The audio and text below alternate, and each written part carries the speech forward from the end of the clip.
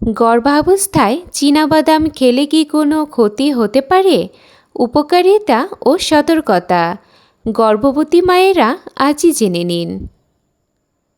গর্ভাবস্থায় চীনাবাদাম খাওয়া কি নিরাপদ? অনেকেই বলেন এতে বেবির অ্যালার্জি হতে পারে, আবার কেউ বলেন এটা খুবই পুষ্টিকর।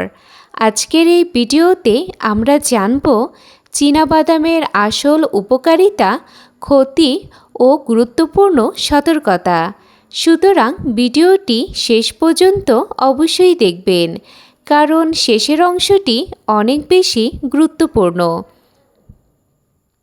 হ্যালো এভরিওয়ান, আসসালামু আলাইকুম।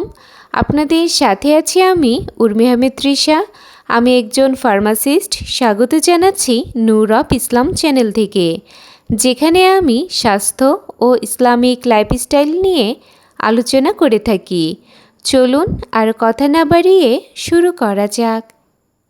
প্রথমেই আলোচনা করব চীনাবাদাম কী ও এর পুষ্টিগুণ সম্পর্কে। চীনাবাদাম একটি জনপ্রিয় ও পুষ্টিকর খাবার। এতে থাকে প্রোটিন, স্বাস্থ্যকর fat, folate, vitamin E, magnesium, fibre, antioxidant. এগুলো মা ও বেবির জন্য অনেক বেশি গুরুত্বপূর্ণ। এখন আলোচনা করব গর্ভাবস্থায় চীনাবাদাম খাওয়ার উপকারিতা কী কী। 1. বেবির গ্রোথে সাহায্য করে। প্রোটিন বেশি থাকায় বেবির শরীর গঠনে সহায়তা করে। 2. ব্রেইন ডেভেলপমেন্টে সাহায্য করে। স্বাস্থ্যকর ফ্যাট ও ফোলেট বেবির মস্তিষ্কের বিকাশে সহায়ক। 3. অ্যালার্জি বাড়ায়। শরীরের দুর্বলতা ও ক্লান্তি কমাতে সাহায্য করে। 4. কোষ্ঠকাঠিন্য কমায়। ফাইবার হজম ভালো রাখতে সাহায্য করে। 5. হাড়ের জন্য ভালো। ভালো ফ্যাট শরীরের জন্য উপকারী হতে পারে। এখন আলোচনা করব গর্ভাবস্থায় চীনাবাদাম খেলে কি কি ক্ষতি হতে পারে। 1. অ্যালার্জির ঝুঁকি। যাদের বাদামে অ্যালার্জি আছে তাদের জন্য বিপজ্জনক হতে পারে। লক্ষণ: চুলকানি, শ্বাসকষ্ট ও ফোলাভাব। 2. অতিরিক্ত ওজন বাড়াতে পারে, বেশি ক্যালোরি থাকার কারণে। 3. গ্যাস ও হজমের সমস্যা। অতিরিক্ত খেলে অস্থিতি হতে পারে। 4. নষ্ট বা ফাঙ্গাসযুক্ত বাদাম ক্ষতিকর। এতে আলফা টক্সিন নামক ক্ষতিকর উপাদান থাকতে পারে। এখন আলোচনা করব গর্ভাবস্থায় কতটুকু চীনাবাদাম খাওয়া সাধারণত নিরাপদ হতে পারে। প্রতিদিন 1 মুঠো যথেষ্ট। ভাজা বা সেদ্ধ বাদাম খাওয়া ভালো। লবণ কম থাকা ভালো। এখন দেখে নেওয়া যাক গর্ভাবস্থায় চীনাবাদাম খাওয়ার সঠিক উপায় কী কী।